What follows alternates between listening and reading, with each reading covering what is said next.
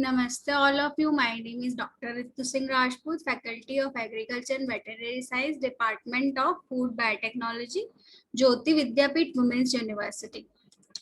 Today, in our session, we will talk about the session cell disruption. What is a cell disruption? Where microbes are protected from the outside environment by a rigid cell wall. The cell wall may be extremely hard, and the recovery of the intracellular product requires to breakage of the cell wall. The number of cell degradation method are available, but choice of the method depends on the suitability of particular substances. Through, in some cases of the application of the particular method, a specific product can be recovered from the inside the cell with greater yield and the purity. Most of the times, these types of application are not feasible. On the other hand, gross disruption of the cell release a huge number of product and its downstream processing becomes difficult. Sometimes application of particular process is only feasible in the laboratory scale, and therefore choice of the suitable method for industrial application in matter of the investigation. In recent time, enzymes are most important intracellular product of the interest, but the disruption method applied for the release of the enzyme must keep them active and properly folded. At the same time, release yield must be high. There are some kinds of method for the cell disruption, which is first one is a chemical method, second is the physical method, third one is the enzymatic method. Now we will talk about these methods. First is the R cell disruption method. And first is our chemical method, which is detergent treatment, alkyl treatment, osmotic shock. In physical method, liquid shear, enzymatic treatment, solid liquid shear, agitation with the abrasive, and ultrasonification and the freeze thawing. Now we will talk about the chemical method. First is our detergent method, detergent treatment. Detergent damage the cell wall by the interacting with the lipoprotein of the microbial cell membrane and release the intracellular enzymes. The detergent used may be ionic or cationic or non-ionic. The widely used detergent are quaternary, ammonium salt, and sodium dodecyl sulfate, Triton X100.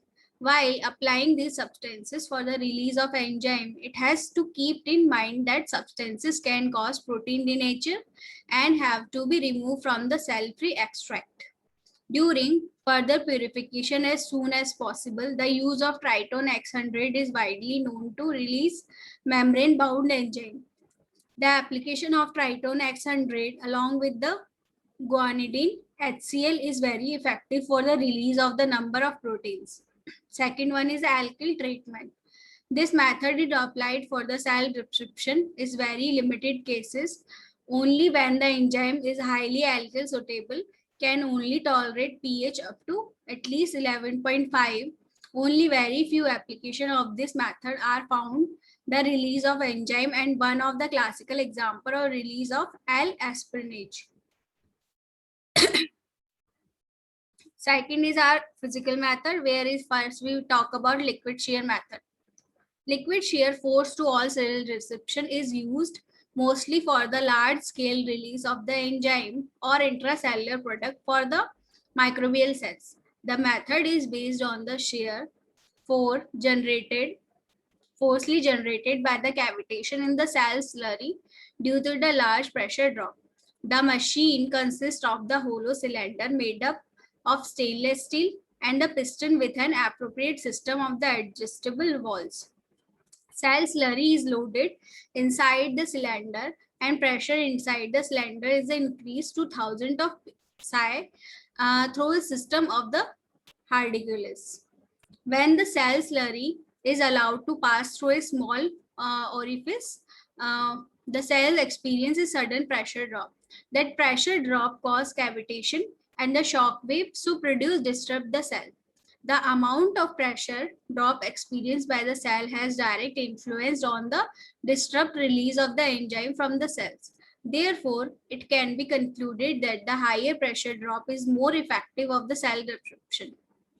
Mechanically, strength of the cell wall, shape, and size of the microorganism also play an important role in achieving effect disruption. The process of cell disruption is exothermic and the prevent heat denaturation of the enzymes. An effective cooling system is always needed.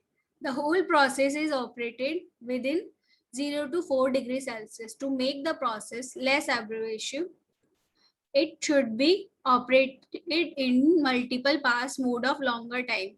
In an industrial process, proper balance has to be made between the maximum release due to the effective breakage of the cell and the percentage of release enzyme to achieve cost effectiveness. Second one is our solid liquid shear. This is suitable method for the laboratory and can also be operated in semi-continuous mode in small scale in industry. Frozen sample of the microorganism are passed at very low temperature through the small office at the very high pressure. The breakage occurs due to the liquid shear and the presence of ice crystals. The process is specially applicable for a temperature liable enzyme. Agitation with the abbreviation. Our third method. In this method are disrupted with the help of mechanically resident beads made up of glasses, aluminum, and titanium compounds.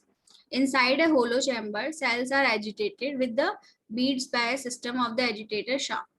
The shear forces generated causes cell disintegration. This process is exothermic, and effective efficient cooling system and must be associated to be prevent to the thermal denaturation of the enzyme. The process can be applied at large scale of suitable investigations.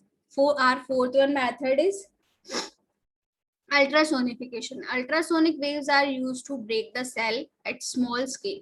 This process relies to the cavitation generated due to the sonic waves and the shear forces generated thereby.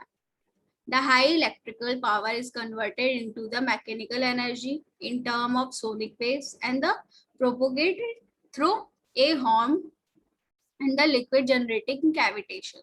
The system suffers from the several drawbacks: high power consumption, heat generation, small operable volume. There is a very mild process due to the repeated freezing and thawing of the microbial cells. Ice crystals generated create pores in the cell wall and the facilitate of the release of the enzymes. This process is applicable in combination with the methods. Osmotic shock, our sixth method, is applied for the mild release of enzyme from the cells. A sudden changes in the salt concentration change the osmotic balance within the cells and cell disrupted. To apply this method for the cell disruption, microbial cells generated the cell wall in first made weak the some other method. The method has proved for the very efficient and the unique for the release of luciferase enzyme from the Photobacterium faeciei. Last one is our enzymatic method. Various enzymes can break different bonds present in cell wall and facilitate the release of enzyme.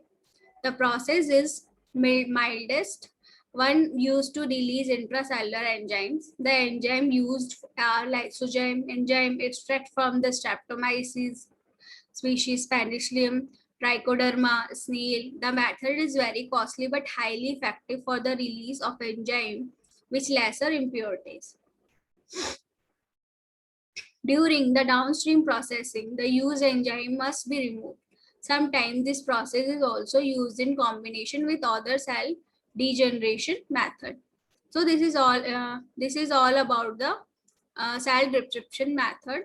If we have talked about examination question point of view, you have to know first of all the what is the cell disruption and the types of the method. Physical and chemical method are important. You have to know about the like agitation method, ultrasonification method, and enzymatic method. You should know about very well about these methods. Thank you so much.